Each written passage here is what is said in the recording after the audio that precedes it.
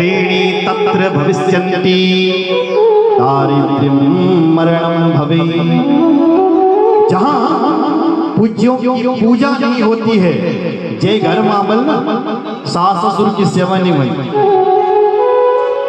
जिस घर में माता पिता की सेवा नहीं होती, जिस घर में जो पूज्य है उनकी पूजा नहीं होती है, उस घर में ये तीन चीजें अपने आप चल करके आती है।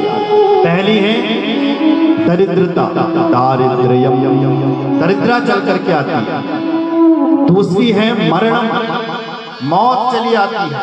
और तीसरी है भयम, भय चली आता है। जहां पूज्यों की पूजा नहीं होती है वहां ये तीन चीजें आती है। पहली दरिद्रता, दूसरा मृत्यु और तीसरा भय। इसलिए यहां तीनों आ गई, क्योंकि यहां पूज्य थे महादेव, उनकी पूजा तो की नहीं, पर जो छोटे छोटे देवता थे तो उनकी पूजा कर, इसलिए वहां तीनों चीजें आ गई, दरिद्रता, भय और मौत, तीनों। भोले बाबा ने गणों को शांत किया और अपने कैलाश में मस्ती से रहने लग गए। इधर जब सारे देवता ब्रह्मा जी के पास गए तो ब्रह्मा को के पास अपना दुखड़ा सुनाया। ब्रह्मा जी देखो हमारे हाल, हम लोग गए थे यज्ञ में, यज्ञ से तो कुछ मिला है नहीं, हम वहां अपना ही भाग लेकर के आ गए। ब्रह्मा ने कहा क्यों गए थे? अगर गए थे तो तुम्हें मिला। बोले हमें सही करो। बोले विष्णु के पास चलो। विष्णु भगवान ने कहा शिव जी के पास चलो, जिसका अपमान किया है वही तुम्हें ठीक कर सकता है। सिया राम। सारे देवता गण ब्रह्मा को लेकर के शिव जी के पास गए हैं। शिव जी ने कहा आओ आओ देवताओं, स्वागत है आपका। स्वागत किया। इसलिए आया? बोले इन देवताओं को स्वस्थ, ये जो भृगु जी हैं ये दाढ़ी के बिना नहीं रह सकते, क्योंकि आदत सी है ना दाढ़ी पर हाथ घुमाने की। अब यूं दाढ़ छो नहीं हाथ के पर घुमाना। महादेव ने कहा जाओ मेरा आशीर्वाद है, तुम्हारी थोड़ा थोड़ा दाढ़ी आ जाएगी। यहाँ पे वो फैशन निकला था ना बीच में, यहाँ पे दाढ़ी रखने वाला फैशन वाली दाढ़ी आ जाएगी। और बताओ, बोले जो ये भग देवता हैं इनके तो पूरे दांत टूट गए, अब ये दांतों के बिना खाएंगे कैसे? महादेव ने कहा एक काम करो, मैं तुम्हें आशीर्वाद देता हूँ कि तुम फलाहार पे ही जीवित रहो। तुम फलाहार क्या करोगे? तुम्हें ऐसा लगेगा कि मैंने फुल पेट खाना खा लिया, तुम फलाहार करो।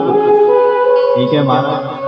अच्छा, अब जो ये तीसरे देवता हैं ये देखेंगे कि ये तो आंखें फूट गई। महादेव को दया आई। महादेव ने कहा जाओ मेरा आशीर्वाद है, तुम अपनी मित्र की दृष्टि से देखो। ऐसा और अब सारे देवताओं ने कहा बोले महाराज हमें तो आपने ठीक कर दिया, अब उस यज्ञ को भी तो ठीक करो, उस यज्ञ को भी तो सफल करो। महादेव बोले यज्ञ में हमें भाग मिलने वाला है नहीं, इसलिए हम वहां जाकर के क्या करेंगे?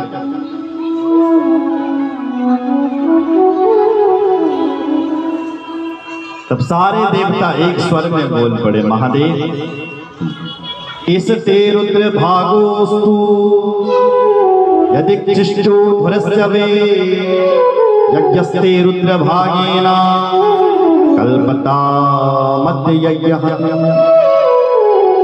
हे यज्ञ हंता भूत भावन भोलेनाथ, आज के बाद जो भी सामग्री शेष बचेगी सब आपकी ही नाम की डाली जाएगी, इसलिए आप उस यज्ञ को पूर्ण करो, पूर्ण करो, पूर्ण करो। महादेव प्रसन्न हुआ, उनके साथ चला। महादेव ने कहा यज्ञ तब पूरा होगा पहले जजमान को बुलाओ। ब्राह्मणों ने कहा जजमान को कहां से लाए? जजमान और धड़ते यूं पड़े, सिर सुहा हो गया। क्या करें? तो महादेव ने नंदी को आदेश दिया, नंदी तुम जाओ जंगल में और तुम्हें किसी का भी सिर मिल जाए लेकर के आओ। नंदी को किसी और का सिर तो मिला नहीं, बकरे का सिर मिल गया, ला दिया, भोले बाबा के पास दे दिया। भोले बाबा ने वही बकरे का सिर, ये मृत्युंजय महादेव हैं, मृत्यु से भी जीवित कर देते हैं, वो मृत्युंजय महादेव ने वही सिर अपने ससुर जी पर जोड़ दिया, बकरे का सिर।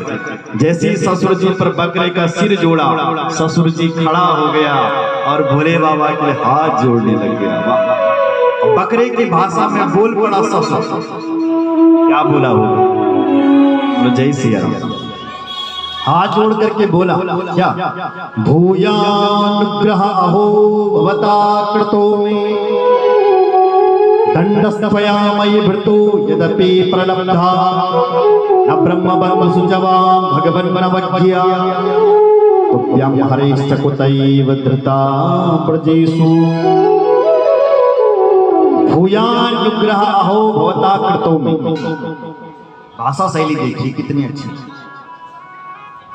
हे मेरे भगवान भोलेनाथ, तुमने बहुत अच्छो कर जो तुमने मैं दंड देनी। ससुर जी बुलाना भूयानुग्रह अहो तो भवतो कृतो में। इधर सुनो मेरी ओर देखो। दंड किसे दिया जाता है? जिसको हम अपना समझते हैं उसको तो हम दंड देते हैं। अब देखो कुछ बच्चे शैतानी कर रहे हैं, कर रहे होंगे, और उसमें से कोई आपका बच्चा दिखाई पड़े।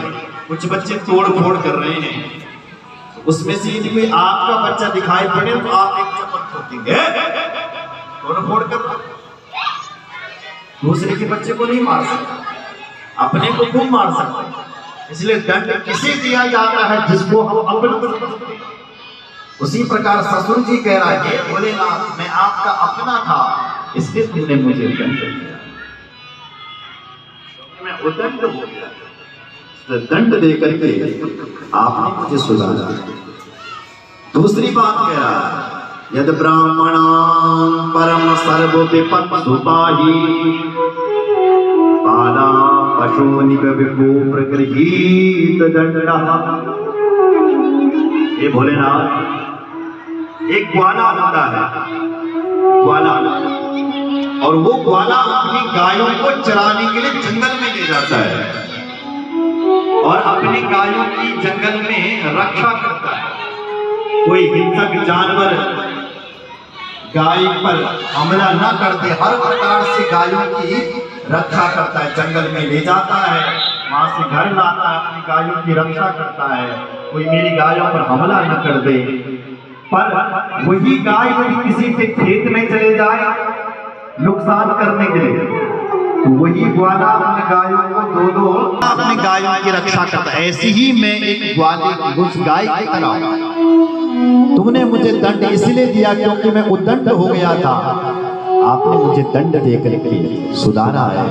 आपकी जय हो, जय हो, जय हो। बकरे की भाषा में बोल रहा है, इसलिए आज भी भोले बाबा के जो भक्त होते हैं ना, वो भी बकरे की भाषा बोलते हैं। बम बम भोले, बम बम भोले, बम बम बम बम। जब कोई भक्त बम बम बोलता है तो शिव जी प्रसन्न हो जाते हैं। क्यों? क्योंकि शिव जी को अपने ससुर जी की याद आती है। मेरा ससुर मुझसे बम बम बम बम बकरे की भाषा में बोला था, आज मेरा भक्त भी बोला तो बड़े खुश हो जाते हैं। बोलो जय सिया राम। महादेव ने कहा, ससुर जी स्तुति तो बाद में होगी, आओ पहले इस यज्ञ को पूर्ण करते हैं। जैसे ही यज्ञ पूरा किया महाराज, तो यज्ञ पूर्ण करते ही भगवान साक्षात यज्ञ नारायण प्रकट हो गए हैं। बोले यज्ञ नारायण भगवान की जय।